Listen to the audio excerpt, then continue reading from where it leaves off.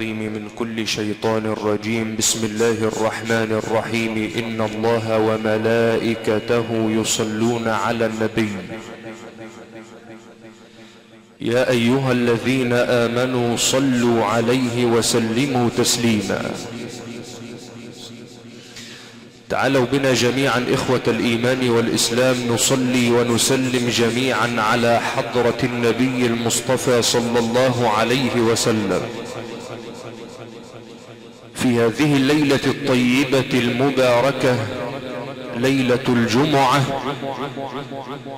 والتي أوصانا فيها الحبيب المصطفى صلى الله عليه وسلم بأن نكثر من الصلاة عليه، فهو القائل صلى الله عليه وسلم: أكثروا علي من الصلاة، وخاصة في يوم الجمعة أو في ليلة الجمعة، فإن صلاتكم معروضة علي. فقال له أصحابه: وكيف تعرض عليك صلاتنا يا رسول الله وقد بليت؟ قال صلى الله عليه وسلم: إن الله حرم على الأرض أن تأكل أجساد الأنبياء. وقال أحد الشعراء: إذا رأيت شمس الخميس تغيب فأكثر من الصلاة على الحبيب. قال النبي صلى الله عليه وسلم إلى السيدة عائشة: خاب وخسر يا عائشة. قالت: من يا رسول الله؟ قال صلى الله عليه وسلم: خاب وخسر من سمع اسمي ولم يصلي علي. إن الله وملائكته يصلون على النبي يا أيها الذين آمنوا صلوا عليه وسلموا تسليما. يا رب صلي على الحبيب المصطفى، أهل العدالة والأمانة والوفاء، الرحمة المهداة من وسع الورى برا وإحسانا وفهما منصفا، النعمة المسداة نهر محبة تشفي قلوب الواردين من الجفا، لو لم يكن في الأرض نور محمد لاسود وجه الشمس حزنا واختفى.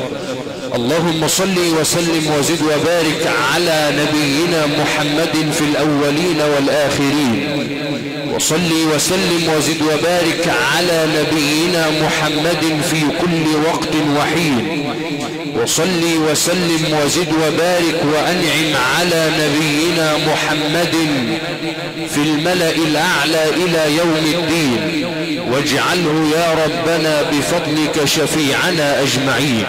من صلى عليه سيغنم، لكن من لم يصلي عليه سيندم، لأنه هو النبي الذي تطفأ عنا بشفاعته حر جهنم، هو النبي الذي قدمه في الصخرة علم، صاحب الضياء المعمم والنور المطلسم، فهو الحبيب قد صلى عليه ربي وسلم. أيها الإخوة المؤمنون، السلام عليكم ورحمة الله وبركاته. أسعد بحضراتكم من أسرة المذيعين الإعلامي مصطفى خليل الطبيلي المقيم بقرية تلراك مركز ومدينة أولاد صقر، تكريما إلى رحمة الله عليه فقيد عموم أسر وعائلات الديب بقرية بني منصور المرحوم بإذن الله تعالى الحج عيد محمد السيد الديب. أسأل ربي في عليائه أن يجعله في شفاعة النبي المصطفى ببركة الصلاة عليه، وأن يشفع فيه القرآن، ويشفع فيه الصيام، ويشفع فيه النبي العدنان صلى الله عليه وسلم. أنت يا ربي ولي ذلك والقادر عليه. هيا بنا الآن لنعود إلى مأدبة الله في أرضه القرآن الكريم. وقال النبي صلى الله عليه وسلم: من أراد الدنيا فعليه بالقرآن، ومن أراد الآخرة فعليه بالقرآن، ومن أرادهما معا فعليه بالقرآن. نعيش ونستمع إلى هذه التلاوة القرآنية المباركة مع أحد عمالقة التلاوة بمحافظة الشرقية والمقيم بقرية الصوفية مركز ومدينة أولاد صقر، ذلكم العلم القرآني الكبير فضيلة القارئ الشيخ محمد رأفت الأحمدي، يتفضل مشكورا.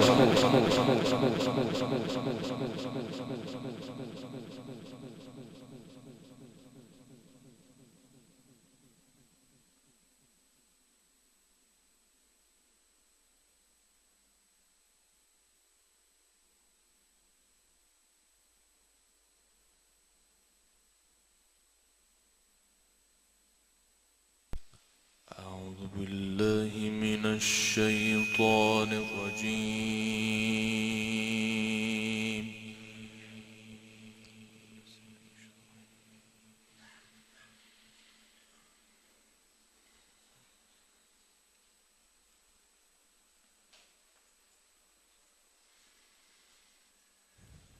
بسم الله الرحمن الرحيم.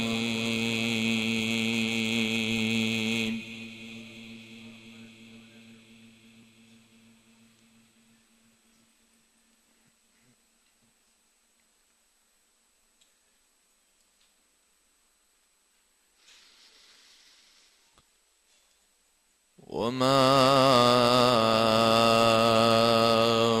أبرئ نفسي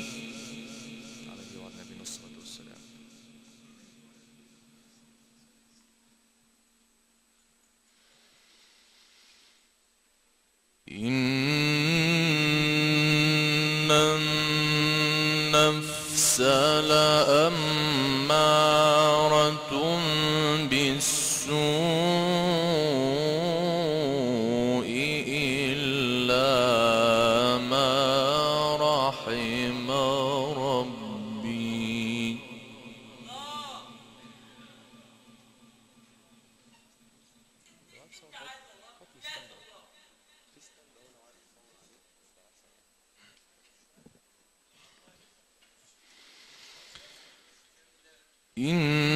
إن ربي غفور رحيم.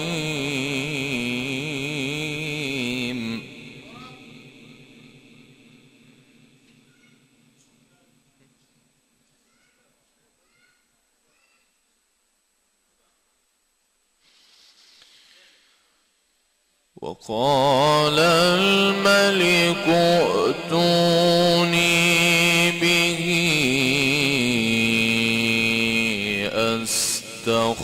أستخلصه لنفسي.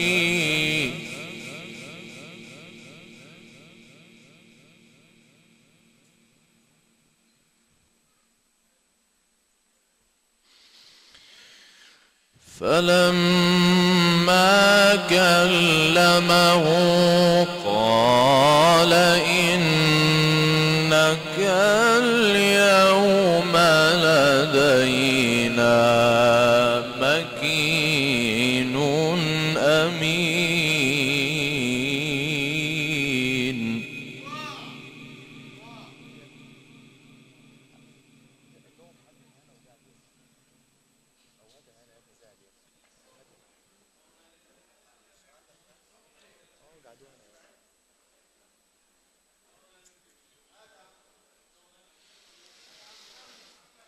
قال اجعلني على خزائن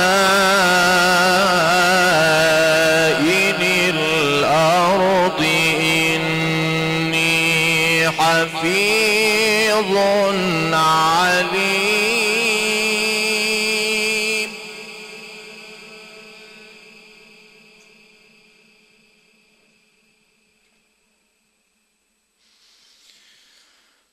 وكذلك مكنا ليوسف في الأرض يتبوأ منها حيث يشاء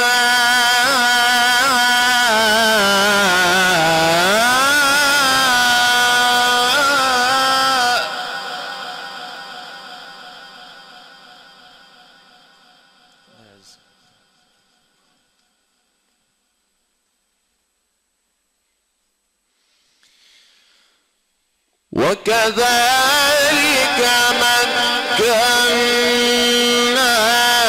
ليوسف في الأرض يتبوأ منها حيث يشاء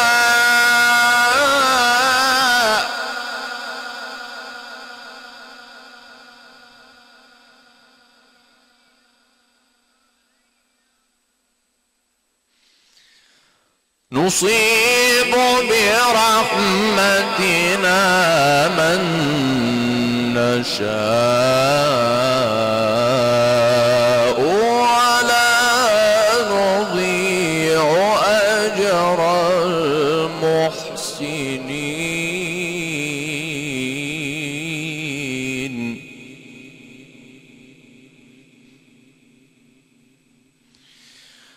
بسم الله الرحمن الرحيم وما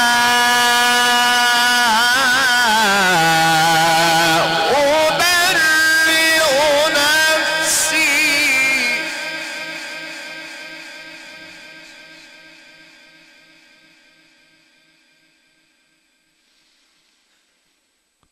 بسم الله الرحمن الرحيم وما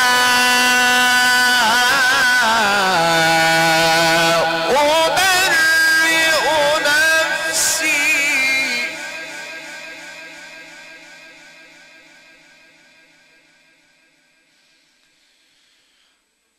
وما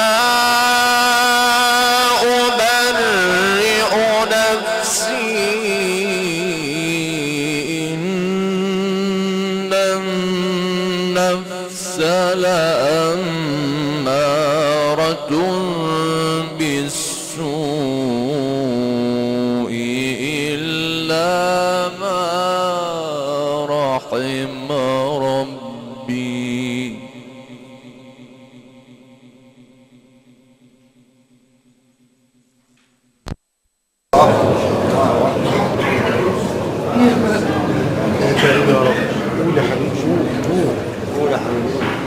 إن ربي غفور رحيم. يا رب الله يا رب. وما أبرئ نفسي إن النفس لأمارة بالسوء إلا ما رحم ربي إن ربي غفور رحيم. الله الله اكبر. لا ما شاء الله عليك يا ابو رأفة. ربنا يجاوبك يا عم. ربنا يبارك فيك يا حبيبي. بسم الله ما شاء الله.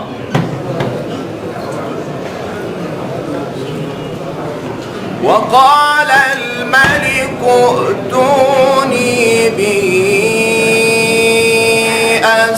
أستخلصه لنفسي. يا عيني.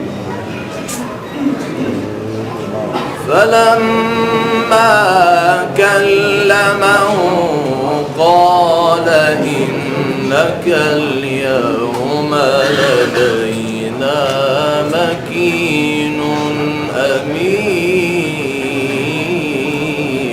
نعم. وقال الملك ائتوني به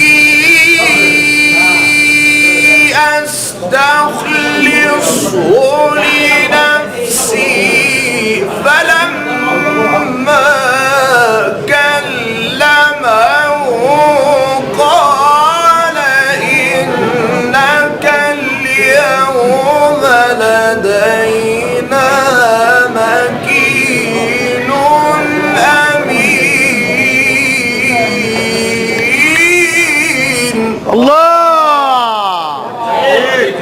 يا ابو رأفة. بسم الله ما شاء الله. احنا مش محتاجين مكنه يابا. كمل يا حبيبي. بسم الله ما شاء الله. ربنا يقويك. ربنا يبارك فيك يا حبيبي.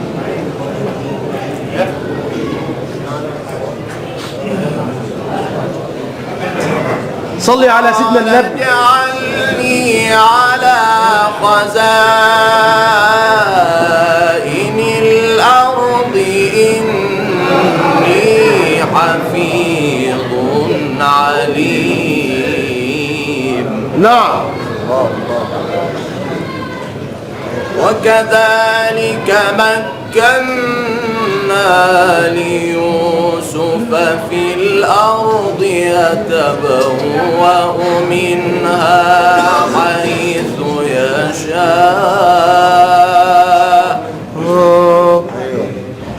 نصيب برحمتنا من نشاء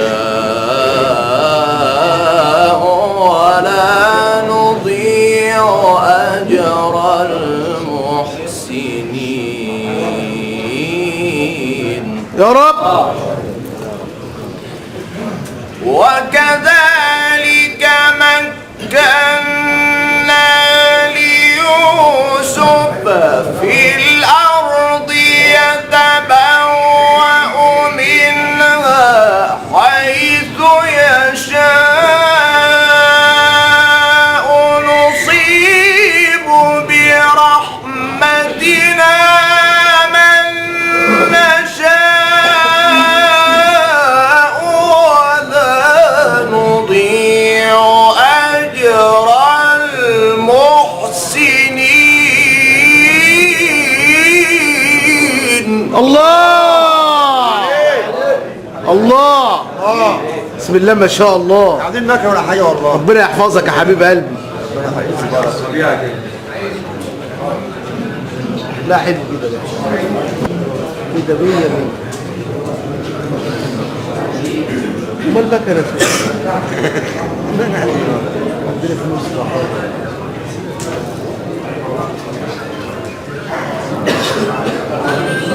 انت لو مش طالب تدرسها.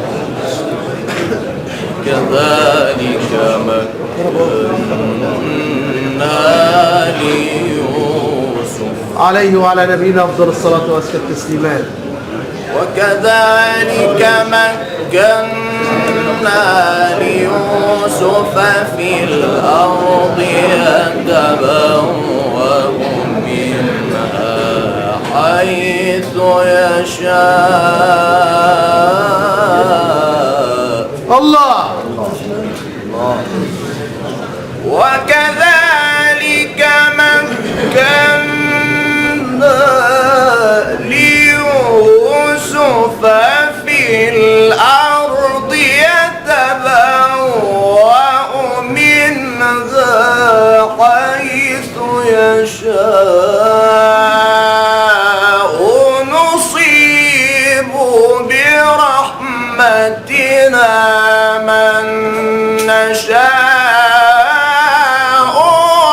ولا نضيع أجر المحسنين. الله الله. كما متمكن. متمكن. الله. يا رب محدش يعمل كده يا رب. ربنا فتح عليك. ده اختبار والله، ده اختبار. ربنا يديك الصحة والعافية.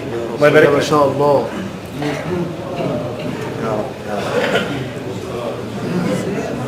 ولأجر الآخرة خير للذين آمنوا وكانوا يتقون. نعم. شغال.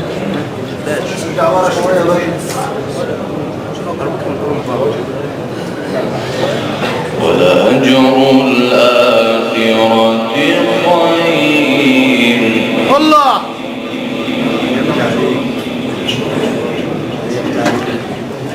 ربنا يحفظك. وكذلك مكنا ليوسف عليه وعلى نبينا أفضل الصلاة والسلام. والشرع.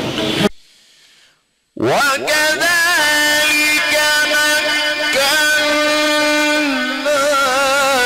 ليوسف في الأرض يتبوأ منها حيث يشاء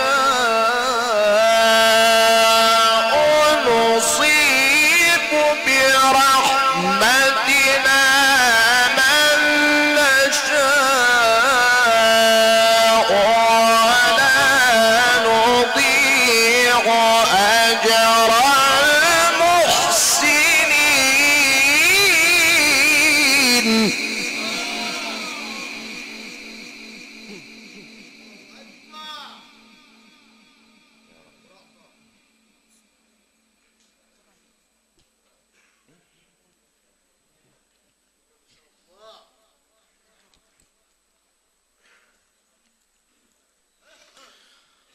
ولأجر الآخرة خير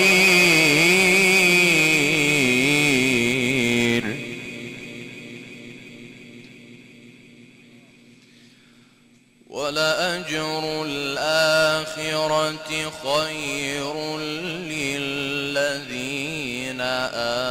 آمنوا وكانوا يتقون.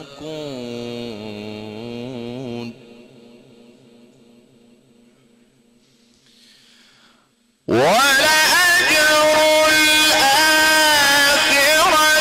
خير للذين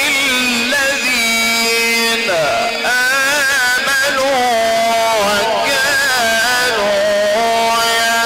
يتقون.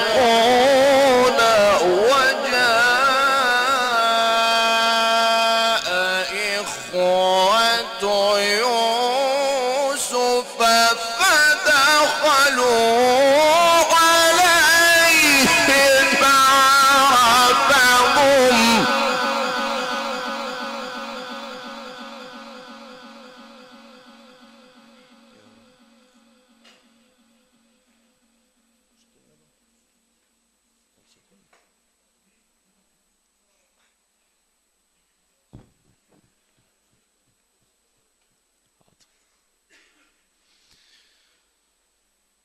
ولأجر الآخرة خير للذين آمنوا وكانوا يتقون. صدق الله العظيم.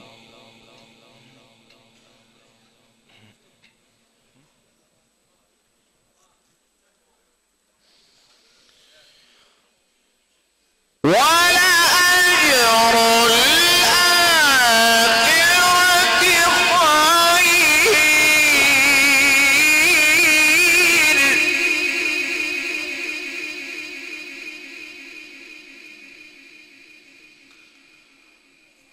ولأجر الآخرة خير للذين آمنوا وكانوا يتقون.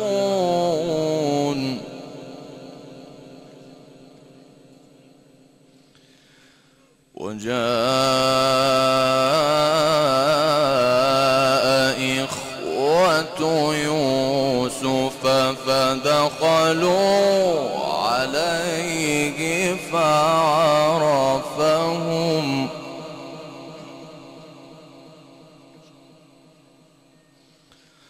فعرفهم وهم له منكرون.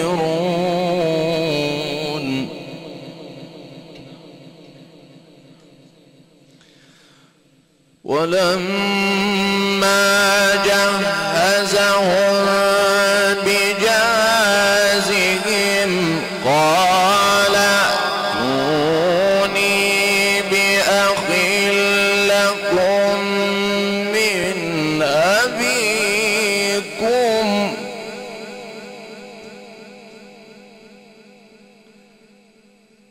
ألا ترون أني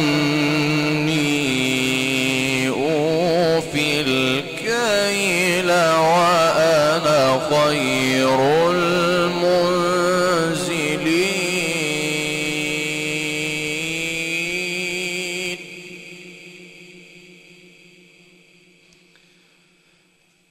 فإن لم تأتوني به فلا كيل لكم عندي ولا تقربون.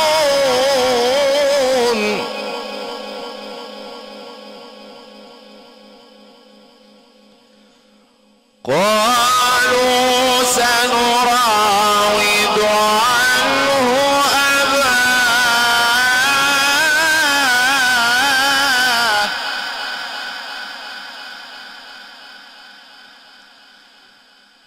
قالوا سنراود عنه أباه وإنا لفاعلون.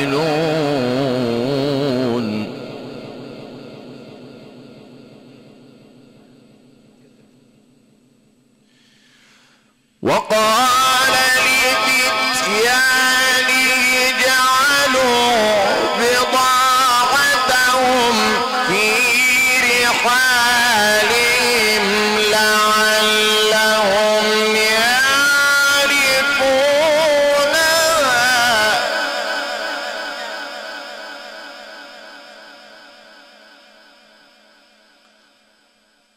لعلهم يعرفونها إذا انقلبوا إلى أهلهم لعلهم يرجعون.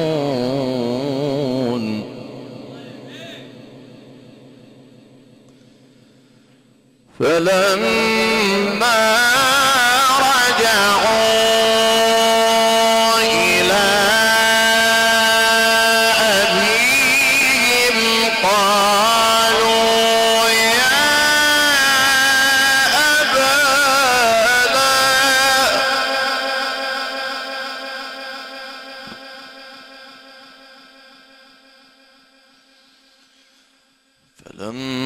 فلما رجعوا إلى أبيهم قالوا يا أبانا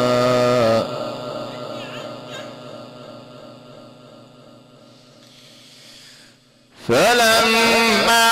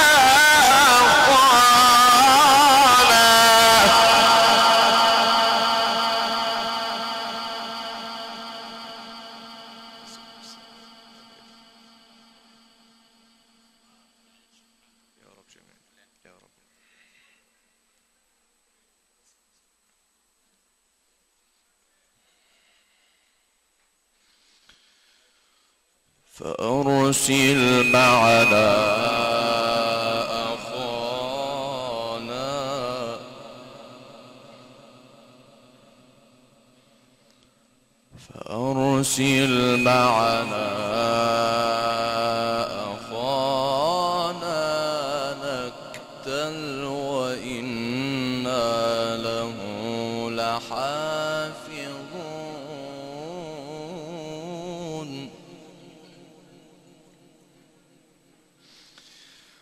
قال هل آمنكم عليه إلا كما أمنتكم على أخيه من قبل فالله خير حافظا فالله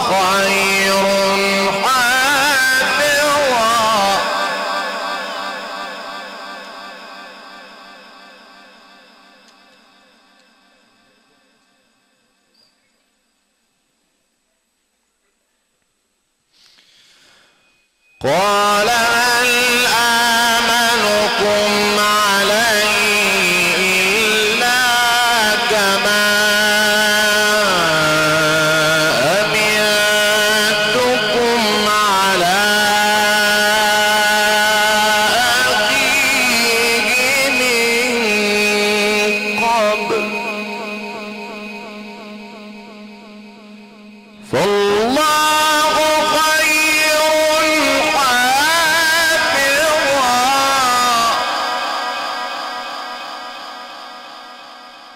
فالله خير حافظا فالله خير حافظا وهو أرحم الراحمين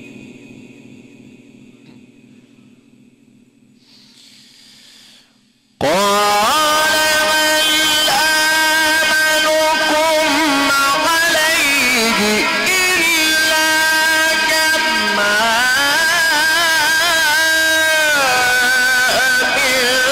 أمنتكم على أخيه من قبل فالله خير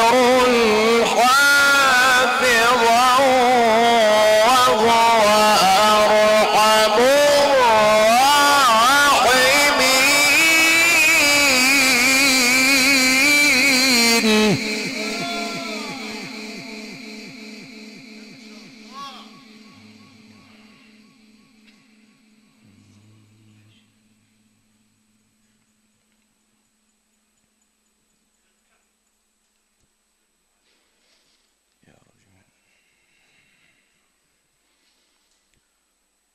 فالله خير حافظا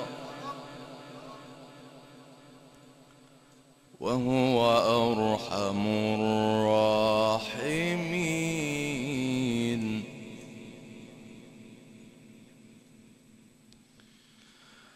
قال هل آمنكم عليه إلا كما أمنتكم على أخيه من قبل فالله خير حافظا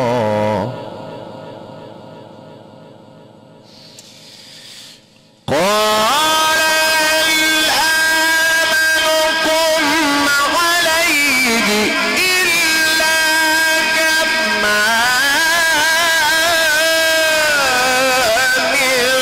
أمنتكم على أخيه من قبل فالله خير حافظا وهو أرحم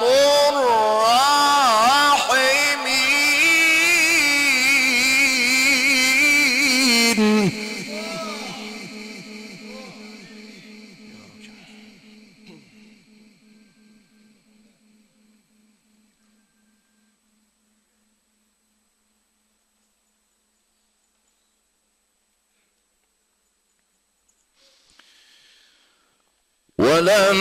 ولما فتحوا متاعهم وجدوا بضاعتهم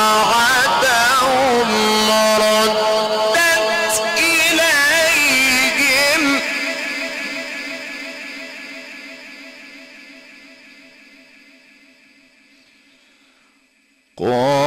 قالوا يا أبانا ما نبغي هذه بضاعتنا هذه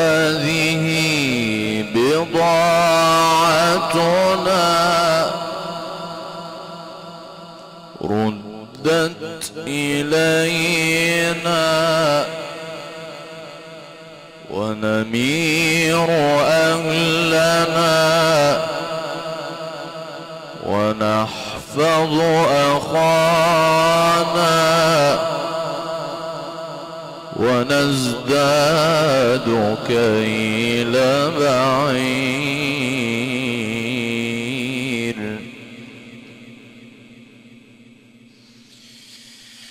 هذه بضاعتنا ردت إلينا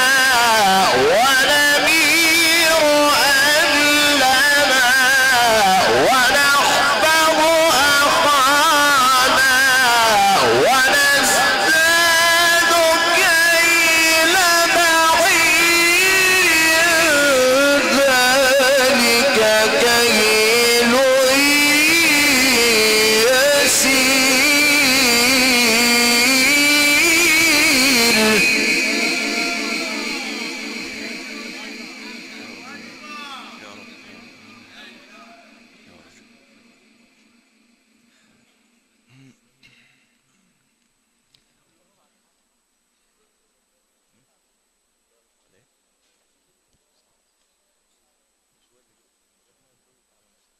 أخانا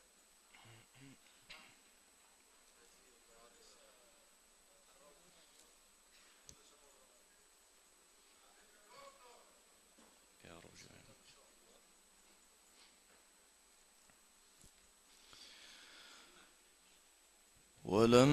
ولما فتحوا متاعهم وجدوا بضاعتهم ردت إليهم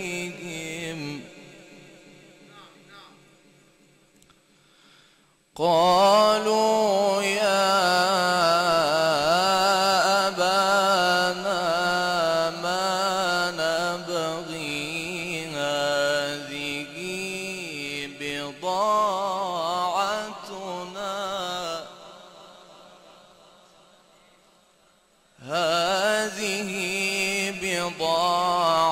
بضاعتنا ردت إلينا ونمير أهلنا ونحفظ أخانا ونزداد كيل بعير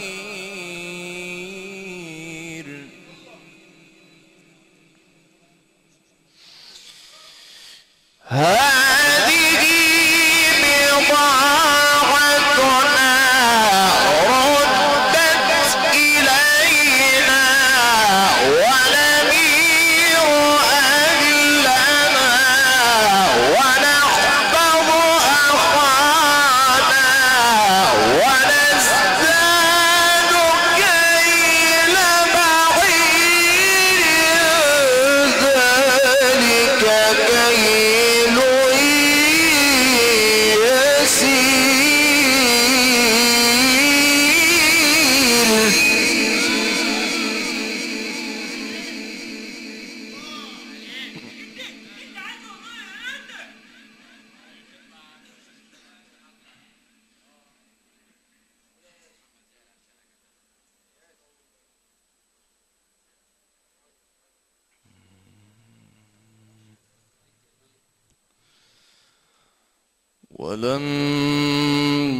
ولما فتحوا متاعهم وجدوا بضاعتهم ردت إليهم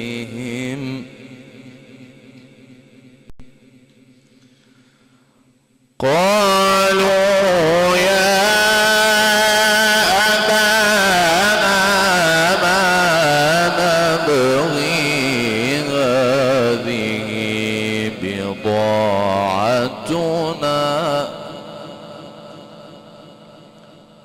هذه بضاعتنا ردت إلينا ونمير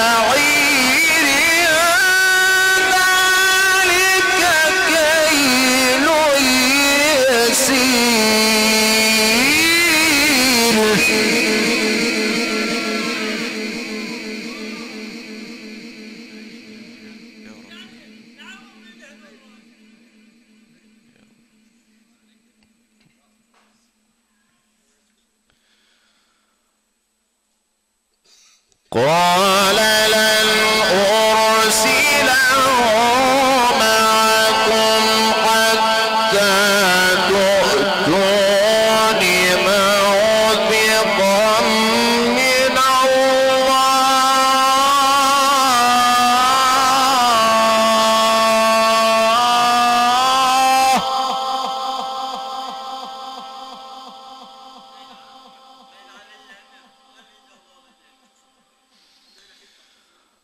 قال لن أرسله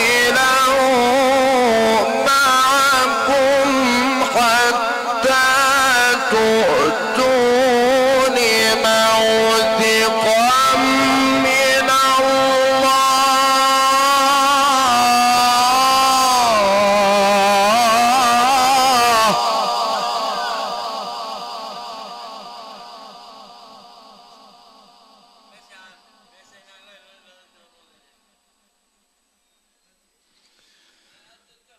لتأتونني به إلا أن يحاط بكم فلما آتوا موثقهم قال الله على ما نقول وكيل.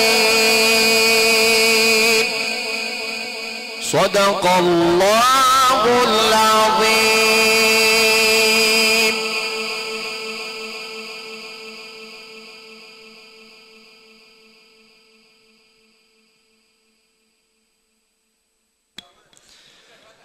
الحاسدون ألقوا يوسف في الجب، والسماسرة باعوه بأبخس ثمن، والعقلاء وضعوه على العرش. حقا من أحسن القصص. ومن سورة يوسف كانت التلاوة بصوت علم التلاوة بمحافظة الشرقية فضيلة القارئ الشيخ محمد رأفت الأحمدي، قارئ القرآن الكريم والمقيم بقرية الصوفية مركز ومدينة أولاد صقر، ليلة تكريم رحمة الله عليه فقيد عموم أسر وعائلات الديب المرحوم الحج عيد محمد السيد الديب. أسأل ربي في عليائه أن يجعل القرآن الذي يتلى في هذه الليلة نورا يتقاطر عليه في قبره، أنت يا ربي ولي ذلك والقادر عليه. نقلت لحضراتكم هذه التلاوة عبر أرقى الموجات الإذاعية المتميزة دائما، عميد الصوتيات بمحافظة الشرقية الحاج الشربيني وصيف، تحت إدارة المهندس صبري الشربيني المقيم بقرية بني منصور. تقدم لحضراتكم الخدمة الفندقية الممتازة وعميد الخدمات الفندقية القائمة على أكمل وجه، تحت إدارة المتر المتميز رمضان محمد الوصيفي المقيم ببني منصور، كبرى مخازن الفراشة وأدخل محطات الديزل مهندس جمعة السعيد، كفر سنجاب تمي الأمدين دقهلية، هندسة الهواء والتصوير عبر أثير شبكات الإنترنت العالمية مهندس عبيدة زيادة المقيم بالشوافين مركز ومدينة أولاد صقر. أتقدم لحضراتكم جميعا بخالص الشكر والتقدير باسم عموم الأسرة الكريمة والعائلة الكريمة، أعلام الأدب والواجب بكل مكان، الأستاذ السيد عيد محمد السيد الديب، الأستاذ نشأة عيد الديب، حج إسماعيل محمد السيد الديب، حج السيد محمد السيد الديب، حج محمد السيد الديب، حج إسماعيل السيد الديب، الحج إبراهيم السيد الديب، والأستاذ جاد السيد وصيف، حج أحمدي وصيفي، الحاج السيد أحمدي وصيف، الأستاذ جميل حسبي، أستاذ محمد إسماعيل السنباري، كابتن السيد عبد السلام، المعلم الخطيب منصور أحمد، الحاج صلاح الدين، يتقدمون جميعا بأسمى آيات الشكر والتقدير. قد عزاء مقدمة الدكتور محمد رمضان سليمان الذي أدى مشاركا للأسرة الكريمة والعائلة الكريمة. ودنا إخوة الإيمان والإسلام، إن هذا كان لكم جزاء وكان سعيكم مشكورا، حتى نلتقي بحضراتكم إن شاء الله بعد صلاة العشاء. هنيئا لمن سمع الأذان وقال مثلما يقول المؤذن، وتوضأ وذهب إلى بيت من بيوت الله ليؤدي فريضة العشاء في جماعة، مصداقا لقول سيدنا رسول الله صلى الله عليه وسلم: من صلى العشاء في جماعة فكأنما قام نصف الليل، ومن صلى العشاء والفجر في جماعة فكأنما قام الليل كله. قوموا جميعا إلى صلاة العشاء. دمتم في رعاية الله وأمنه، وسلام الله عليكم ورحمته وبركاته.